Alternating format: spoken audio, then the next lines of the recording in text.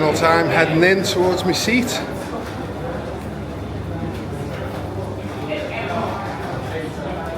In the main stand.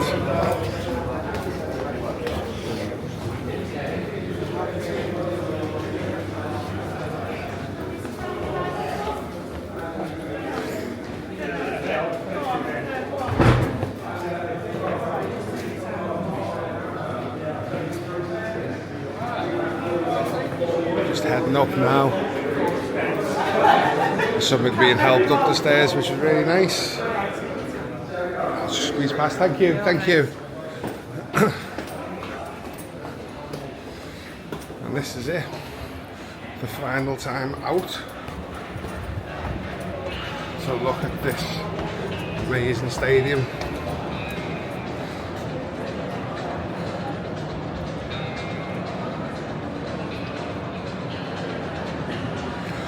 And then head up to my seat.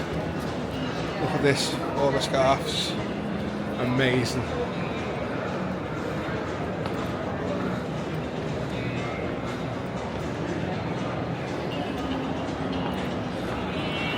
So I'm in row CC 92, which is this one.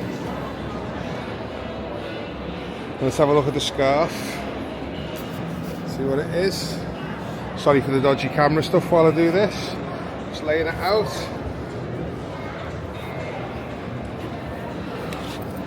So it says Goodison Park 1892-2025. Class, absolute class.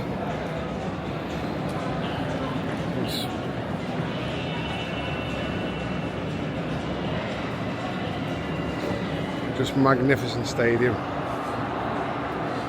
Filling up already, so I sit on CC 92, 93, 94, 95.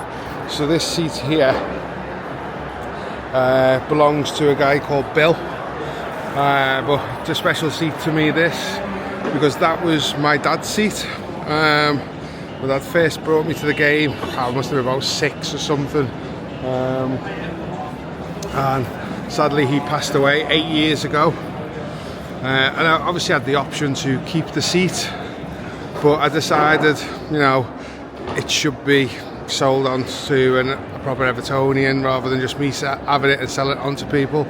And the guy who has got it now, it's called Bill, and ironically my dad's name was Bill as well, so it kind of feels fitting that happened. The final squad to step out of the So inside the stadium, as you know, very early on we've got, you know, an hour and 10 minutes till kick off. I just want to be in here. One of the things quite sad is obviously all the people that sit round, you know, really, really nice people. We obviously won't be next to each other in the new stadium. Bill's a few seats away from me, so I still see Bill quite regularly. Hopefully meeting up with him and Ian before the first game of the season. But then there's like George, Joyce and Peter who sit next to him. And they're all like knew my dad as well, because they were there way before I was. So I won't be seeing them because they're in different parts of the stand. And then there's the two lads in front of me, well, slightly further to the right, guy lives in Ormskirk. Just really nice people, you know, and you know, it's a community that you build, isn't it, around yourself when you're at the game. You know, I come by myself, obviously was here with my dad. One of my reasons for getting my season ticket was my dad was getting old, and I didn't like the thought of him walking home by himself, and obviously massive Evertonian and just wanted to walk my dad home. But I did it stealthily. He sat a couple of seats away from me, and I was parked my car near Kirkdale train station. He lived just a little bit away from there, and he used to say things like, "You can park closer, you know, son." And I was like, no, it's just the best way to get out. And it was just so I could walk him home without him being a pain in the arse, saying, "Oh, you don't need to walk me home, you don't need to." So stealthily did it.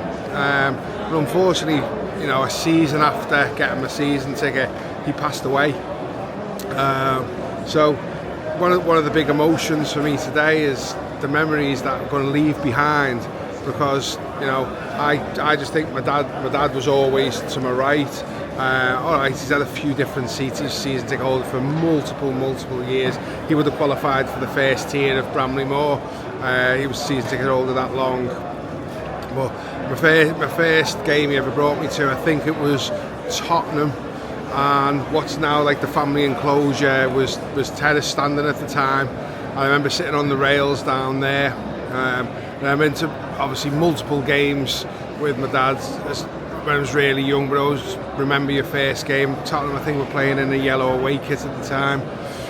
And then, you know, came with all my schoolmates. We used to go to the Lower Gladys again when it was penned in and terraced.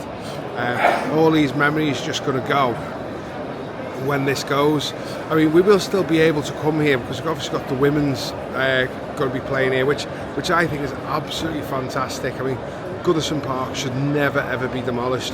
The first full purpose-built football stadium in the world, the first stadium to use football nets, the first stadium to have floodlights, the first stadium to have understory heating, had the most World Cup games here outside of Wembley. And we were supposed to host both semi-finals, but the FA got onto the fact that they would earn more money if they put the second semi-final down at Wembley, so we hosted one. Pele's played on this pitch, you know, just so many firsts at this stadium. And you know, I've slept here, did the whole Everton in the community. It was just after COVID. I think it was just after COVID or just before COVID. You know, just the memories, and you know, we're going to build new memories down at Bramley-Moore or you know, wherever we're calling it these days, the HD or the Hill Dickinson Stadium. We'll build all these new memories, but there's so many here, so many good games. And one thing I've been disappointed about, so obviously we've been watching all the programmes, Farewell to Goodison and stuff, and a lot of it is focused on us escaping relegation. You know, that's happened a few times. We've won so much here. They need to focus on how much we've won. You know, as qualifying for Europe, as you know, it wasn't just the one Champions League we qualified for. We've been in the Europa Cup loads of times, the Bayern Munich game, and I just felt like most of the programmes focused on escaping relegation, and that's not us as a team. Yeah, we've had a few bad seasons recently, and obviously the Wimbledon, the Coventry one as well, but you know, we're not permanent relegation fighters. We are Everton Football Club, one of the biggest football clubs in this division, and I think, you know, by the amount of coverage that we've got over Goodison Close, and it shows how big we are. So I just think they could have focused a little bit more on successes rather than is escaping relegation. And don't get me wrong, on the days that happened, you know, the Crystal Palace game, I've never felt anything like it. This place was bouncing. You could actually feel the stand bouncing when that final whistle went. That's not things we should be celebrating. You know, on the farewell to Goodison, it should be about the achievements we've had in this stadium and things like that. I don't know whether some of it's down to you know, the footage. You know, when you go back to some of the 80s footage, it's just terrible, you know, the quality of it and stuff, so maybe they've just had to use more recent footage. And I know there's this whole narrative of football only began when the Premier League began. We did a lot more before the Premier League existed, and you know what, I've got real high hopes of what we're going to do once we move into this new stadium. This is a complete and utter reset for Everton Football Club. Once we move into this new stadium, we've got the right manager. It looks like the Freakin group are actually doing the right things, so fingers crossed we have a decent amount of transfer kitty for the summer, and we can build on this squad. We say goodbye to Begovic, to Ashley Young, you know, and they've been great servants. You know, Begovic not played that much. Ashley Young has done really well in the couple of seasons that he's been here, but we need to move on. He's getting old. It's the right thing to move him on. We've got to see what's happening with Keane, Decore. I don't think we'll be re-signing Lindstrom or Harrison. Harrison's, you know, leads back into the Premier League, so his release clause to go on loan is nullified by that now, so we'll see. But yeah, I think a huge squad overhaul is going to happen in the summer. I think we will re-sign a couple. I do expect maybe the core 8 to stay, maybe. Garner is a must to stay. I mean, Garner's had the season of his life this year. Coleman,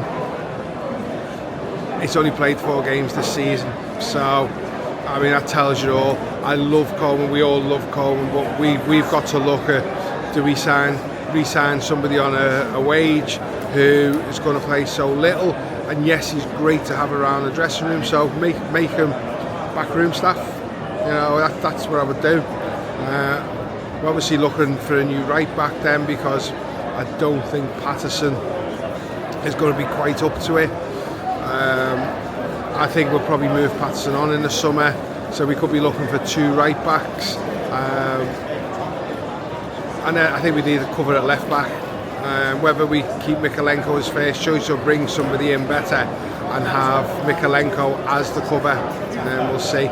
Anyway, dribbling on a little bit, so we'll end this there and look forward to the match.